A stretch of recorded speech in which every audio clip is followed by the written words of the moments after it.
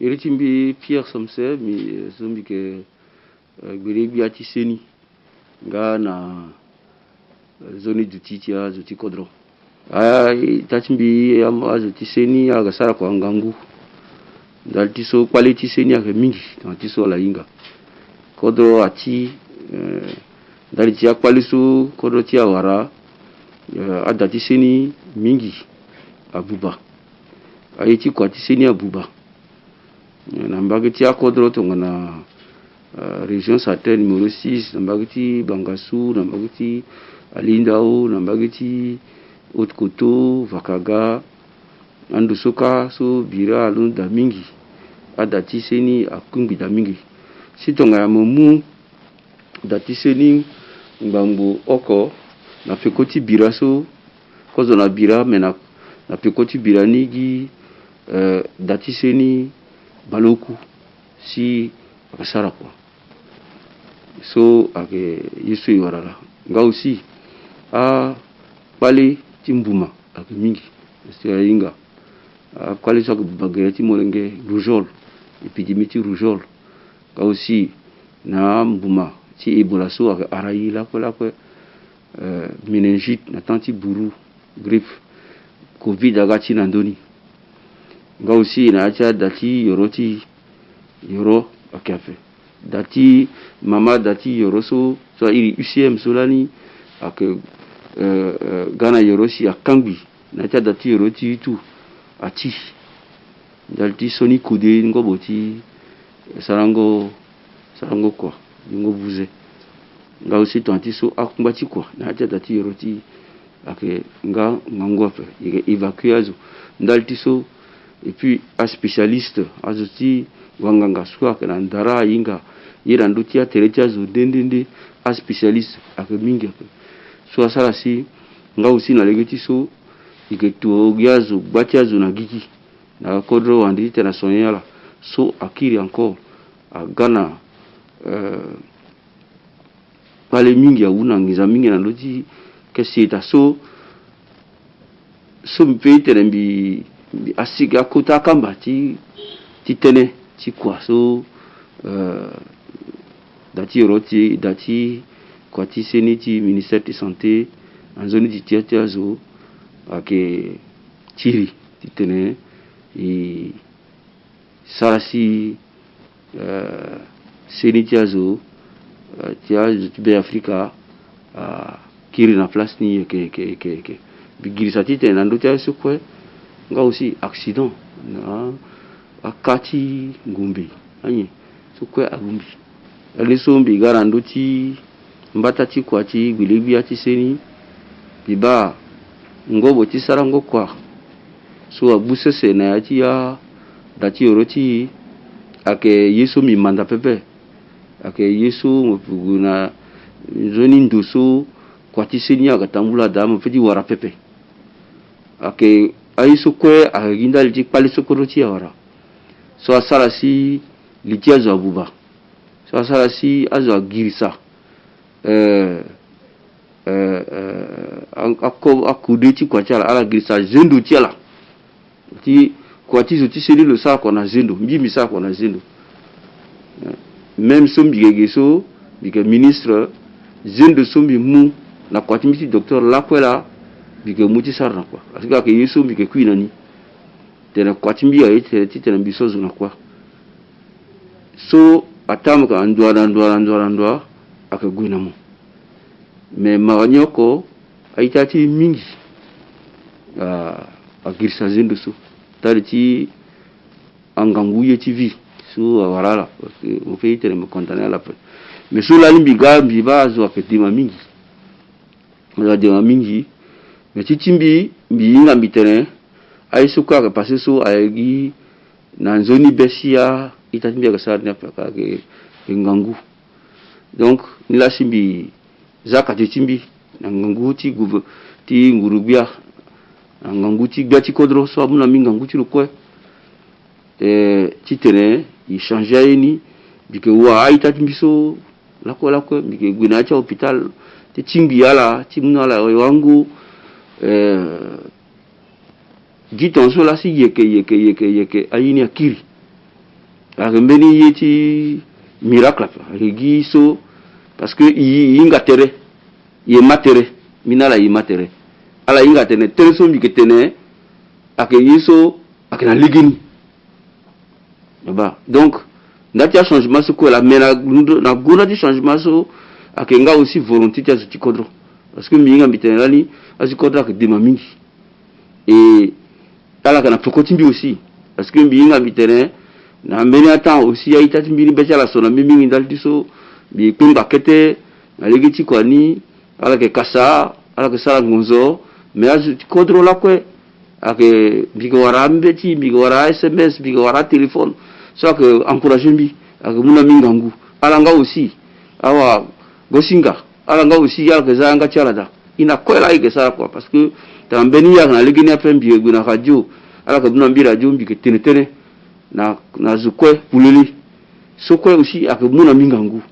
e nga aussi na itati ya zutibendo tigigi so lani mbigage dati ministère ni asara kwa ala mbimbira fe ala kwe aussi ya na vundu na betela mingi sango kwa tima boko na boko akimba fe faso kwe ala kiri bizana yanga dati mbi ala ega ike matere mais kota e mingi akigeti kodro akizuso tenti seni agbu beti lo mingi e lo tenambiro tene mosara mbeto fe bikana pokotimo yiso kwe mo yiti tene mosara na ti nzoni ta zuti kodro bi mokona soutien timbi et ti so vraiment bi na pasa mingi dal ti so akuta zuti mbi kwe akazu so ala ke vraiment ala ke luti bi luti na luti gotiala simbi sarna quoi biani to ti so bi tani ge mbuma ke yeso ake yeti tereti ake yeso ikena ni lakwe alondo na tanti kota yamba sa fazo mingi buruma sa muzo mingi malati lango kazara meso iliso kazara mena magati bangasu so asara si stripanozomias aiso kwe ake aiso ikena ni na ngurui ndati so ikena chi bakwa ngurui peri ngurui donc ko taleti kwa ti biega ti seni ake chiringo na mbuma ake kango lege na mbuma ake yuso londo depuis na muzu ma oni oko leti kwa so atia attention muzu on atia ala so ala na dia tiangu balota so on balosho ambeni ma pauvre la maman le ngamba bébé mais ambeni ma sangoti so il secteur de grands ennemis a remeni kotan d'outil quoi là ni aka médecin militaire français là ka ndoni ala kana infirmier tiala na ala kana batia auto 100e ala kana manœuvre tiala ala kana yikwe et chaque année ngoko ala egwe na kete kodro oko akesara iso asara tene examen médical na zoko et na tanso équipe ni ega aketona fête ake avertir amukunzi mukanangu dans ala azo kwa akiri na leti kodro tite na sala vaccination teneti kuta yangba asara a vaccination ti rougeole a BCG akesuru azo tout et puis na ndemeniso amumen ndemeniso ti muyoro nazo tiba cabinet azo tigi vert ti muyoro ti vert ti mukusanya traite mutu so asara si ngoko parce que akesara lani a début na ta ni leguse na ti ngoko asani leguse ça veut dire que na tango ti so zoti be Afrika oko akeba docteur leguse na ti nguse na ti ngoko mais bien sûr que n'attention du na niso ameli ake doit la puissance de meni docteur abouala ça veut dire que kwa ti seni ati angangu et puis legeti azuti tene ala wara seni nga aussi a tia Mbouma a que kota danger depuis. Ni là si nga aussi na ngati biati kodro et là so aussi il teneteni yeso il prévention. Kangango legi na kobela a yeso a priorité tiro na legi seni so le tenambi. Il pousse sous prévention parce que a zoni termo kanga legi na kobela ti tene kobela ni aga waramo si mo tir na lo parfois tiri ni mo petit gagner. Donc kobela tingi mo la tingi mbenizo agati et le plus mingini lo kindamo to mo ku ape lo ko woko mo iti lo ngo ti mo yitere mo zara kwa mo akingangu ni la ko ta priorité ti gati ko to akisa une prévention kango legi na kobela pusingo kobela yongoro et ba yeso akara bunda ti akwa so ala bambi go le ti kodro sula hitene ikanga legi na mbuma ndende et ngali ci yenda ti so moya ka dati kan ngole ginala aka vaccin ni so amuna isenge et to na zan na ji tereti mo surtout amolenge na mama tingo malade aka mola encore fait ala ke konzoni et tout so biternala so ngali ti so legi ti vaccination ni atia ngangu kwa tia mama na molenge unduni na kodoti wungo ti kwa tia mama na molenge na kodoti be Afrika ake use sa be Afrika use kodro na dunia so mama na molenge akuida a unduni ba ngati biraso jati kodra musora ngati so la bambisi jati kodra tene ni yeti tene na ti nguse nguta wungo ti kwacha mama na molenge so akiri na sese akiri na gbeni et konya marché donc dans ti so la bambi gale ti kodro ti tene même ata ngumbi akeda ke tona yigegui yegoe i voro azu ti atul kutumba ina la imatere et ak marché mbeni résultat ti so ak ti so wungo tia amolenge so a vacciner la tene ti polio solani natandi so mbigana do ti mbata ti gberebia kelani to mu molenge ngbango oko ake gi molenge baloku si asuma bokcha na legeni faso to mu molenge ngbango oko ake molenge balemiambe na oko si asuma bokcha na legeni et so asara si meni kotando ti kwa ti dunia so iri gavi solo la si luke sara kwa ti vaccination na dunia so ake bumbi ti kota azu ti gangu kati na dunia si ake da si azangi zada a de président Touadéra atene le champion ti vaccination pour l'alliance Gavi so ke diani so président ake champion ti vaccination ti dunia et meni yeso aussi afa nganguti kwa so kisara akatiso tantiso la inga na nzeti kukuru so on OMS ate ADI na popoti akodroso atumba soni koberati poliomyélite bien soni makonguti koberati banguti poliomyélite mingi mais soni niso itumbalo bien ikesara ande matanga ni na décembre so le 9 décembre ikesara kota matanga titene isara matangati kwaso isara kitene itumba poliomyélite alors ti na tene ti covid gini la tu so la ba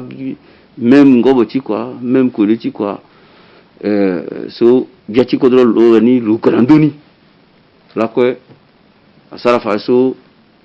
ayeti quoi la ni so covid ni asi ignayo ko fe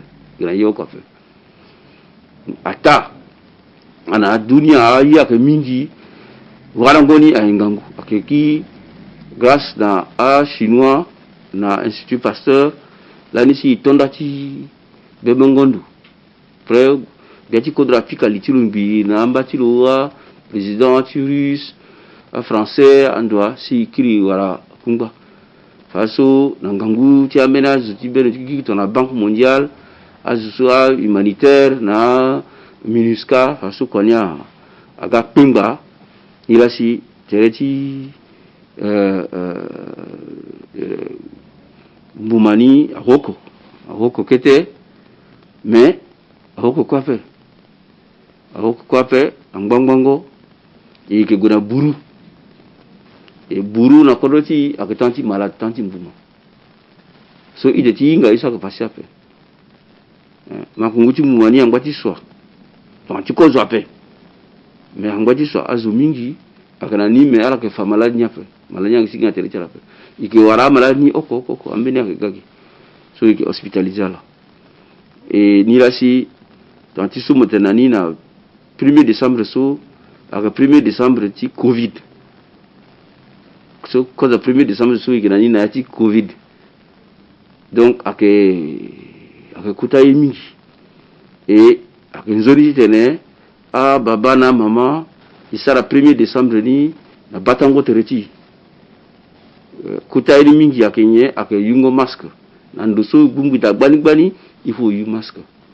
sera défilé na masque gati tene ba défilé isa masque ti mais que le terenga aussi na yati bungoli daltiso bungoli nga aussi ti sara sabangu ti kwaso isara daltiso 1er décembre ti so ake ndangba ti 1er décembre ti manda ti gati kodro nga aussi so ake 1er décembre so il doit tene i buli na nduti kwaso kwe isara tanti so una na bitenegi donc ake 1er décembre ti so il doit sara sabangu ti nzoni quoi so gati kodro sara ko zoni si le gouvernement dako ake nga aussi 1er décembre so ake muna imeni fini ake meni fini lege ndaltiso il a changé tandis so motani ake il a changé mingi donc il doit être pensé na a nguti poko na yesu ko gisara so ambeni comment il gona devant ngati buliti déjà l'altiso bon élection keda mais malade en fait élection tout malade après donc kwati ya dans kwati turuku il bouli aussi na legetiso nyesi pedi sara tene atango soazo ke sara matanga ala petit tene yala yinga tene to na mbeni ya keda ala petit zo keda tene balekiti cimetière donc il a organisé couverture sanitaire quoi il a kete pata so muna yi menga aussi na legeti quoi itatimbiti hôpital ke buliti tene nyela si petit sara tene azo na siriri na tanfanti défilé nga aussi na ti hôpital tene to azo aga na siriri nga aussi ike me so duande na poko ike tere mai ke timbiti tene sara kete feti nyombe ni kete yi altiso beti yanzere me kuta iso ka passer ka tiso na 9 décembre ike sara fête teneti songo bila so ndoti polio so que kuta mingi na ta mena kodro ake kota fête donc ike sara fête parce que ake meni so ake passer giligo ko na ti dutingo izo donc il faut tenir zanya guiton ça fait nga aussi meni kuta ya tant so mitani so ike penser là devant donc président ake sara meni so il tenait panel de haut niveau so le sara meni le pika patra na kota zuti dunia kwa kota zuti dunia tene ala muma boko ni tene biraso litonda ni tene ti ya mbuma angwati gona devant si na tingu senguta il faut amolenge ti be Afrika na mama ti be Afrika kwa ala wara vaccination na legeni 100% ta yeso ike sala sola no ake wa pasne ike sala tuti tene ya kandika finazu azo akawara kashni mais azo tiseni il faut la fa tapande kwa tila il faut fa tapande fa tapande nga aussi il faut bata tereti itene bata na itati wongoni ake kozoni ake ti musingira mingi na wa gosinga daltiso ina la isala kwa mingi anse tonanza pa ida mella ke timinga aussi tene isala sabango ti kwa so isala ligioko a yisu ko nzoni yisu ko apasi na yati plasticeni mpase azo agosinga asala kwa mingi ya mumaboko mingi na yi na igira la place na ministère de santé na population so kota singila mingi mbi penser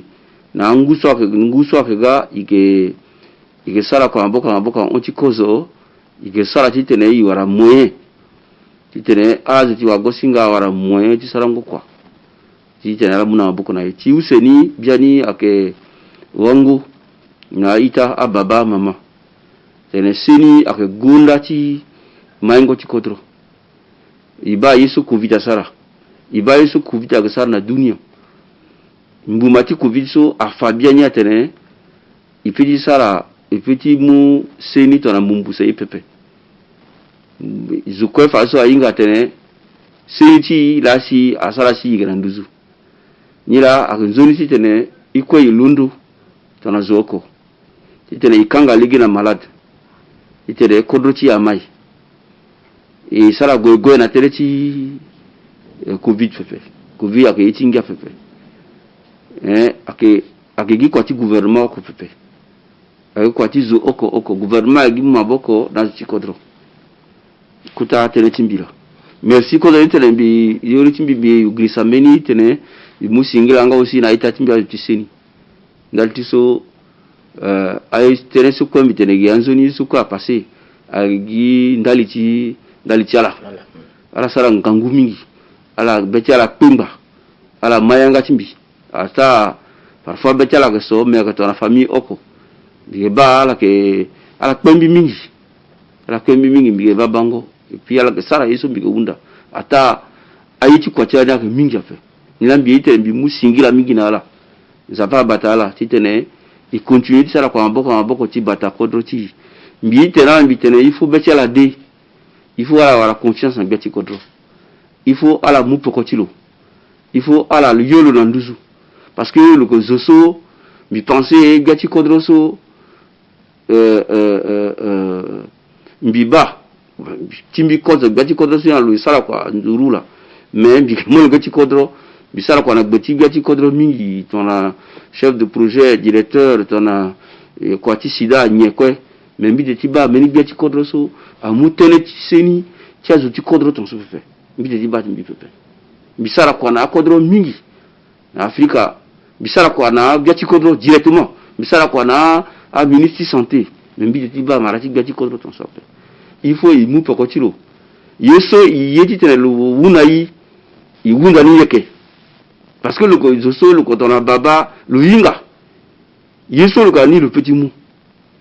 ni la si penser kota tele timbi tele mbite na ita timbi sula